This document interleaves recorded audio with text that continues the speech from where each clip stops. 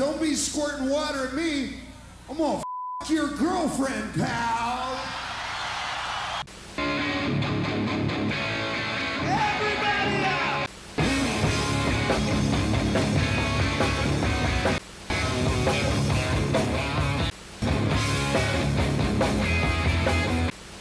So y'all being around line, baby. Watching that movie sweet you like I don't have the city address. Stop talking, what a rocker, what a chain. Anything I'm running.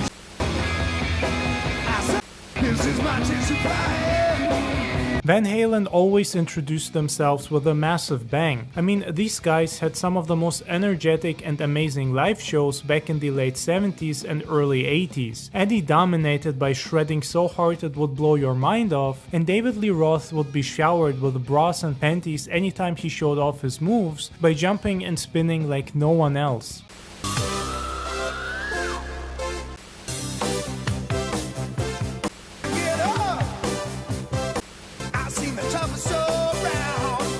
The 80s wouldn't have sounded the same without them. They were a bridge between the guitar-driven rock of the 70s and the glossier, arena-sized sound that came after. Bands learned from them and tried to steal their sound, but few could get it right. Van Halen made it look effortless, but it was built on hours of playing, experimenting, and pushing each other to a coke-fueled limit.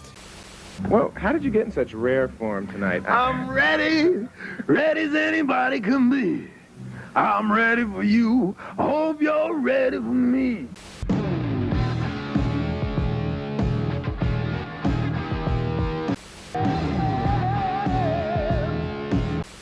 I live my life like there's no tomorrow.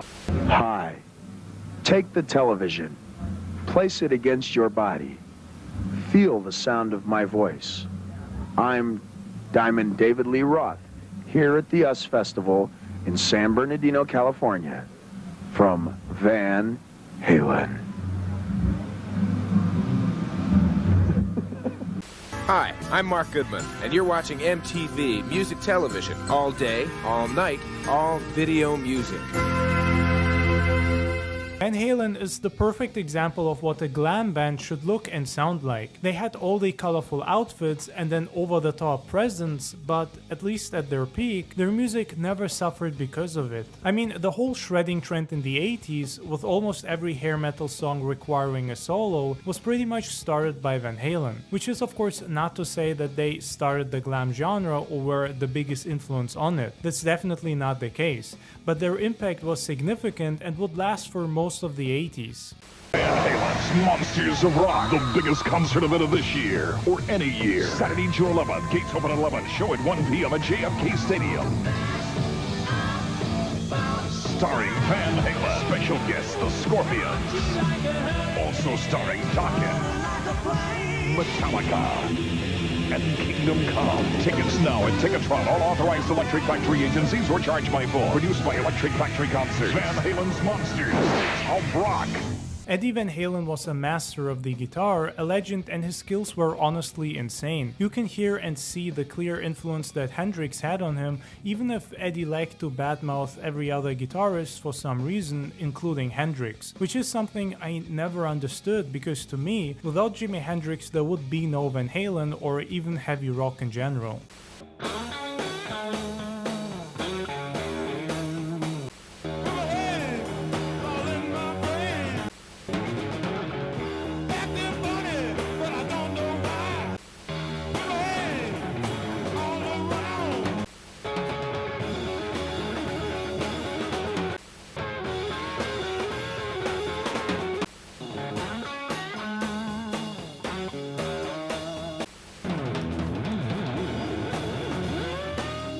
But when he played, everyone was blown away by just how good and original it sounded. I mean, even from today's perspective, a lot of Van Halen songs still feel fresh and new. A lot of them don't sound dated or like they belong to the 70s and 80s.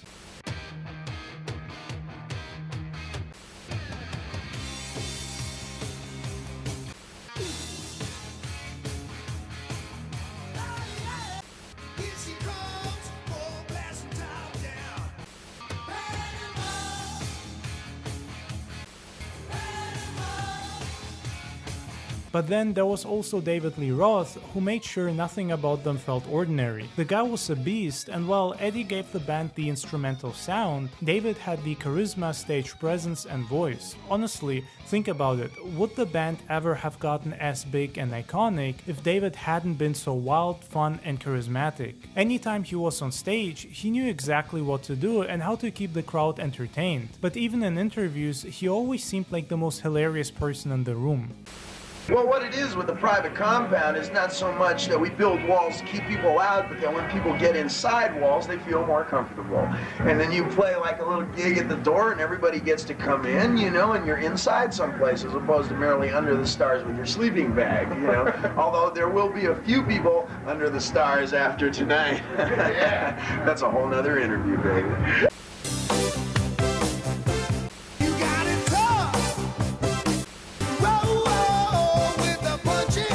Originally, what we were going to do is we were going to turn all the equipment around backwards and show our behind to the audience, and that way everybody'd be backstage.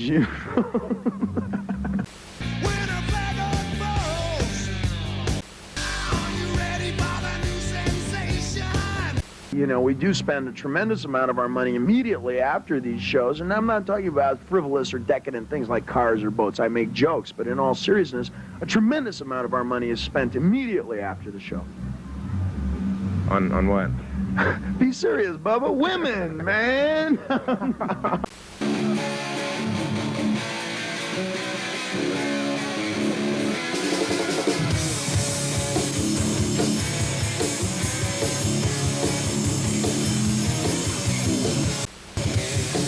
And I can get there from here, since I don't care where I'm going. Wow!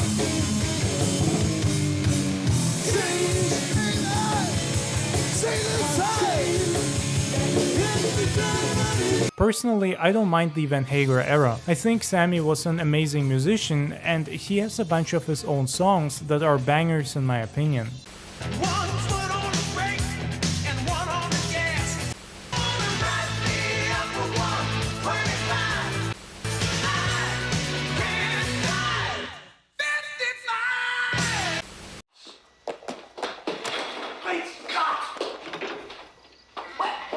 He definitely poured a lot of his energy into the band, and it's a rare case where changing an iconic lead singer can actually work. He also did his best to make their shows as entertaining as possible. However, I do think that once David Lee Roth left, it was sort of the slow beginning of the end for the band. I mean, sure, they still had a lot of success with Sammy, and some of their best albums were made with him. But to me, what made Van Halen so great was always their vibe and David's charisma. Sure, Eddie's guitar was great and amazing, but having a frontman like David, those were far and few between, even if a lot of singers of the time liked to act as if they were better than him.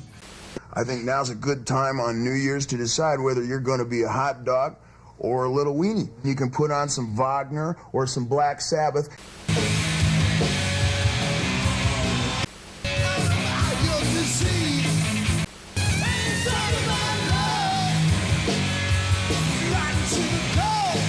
To me, Van Halen will always be one of the greatest bands in rock and roll history. These guys smashed into the genre harder than anyone else and gave us some of the best songs and albums ever made.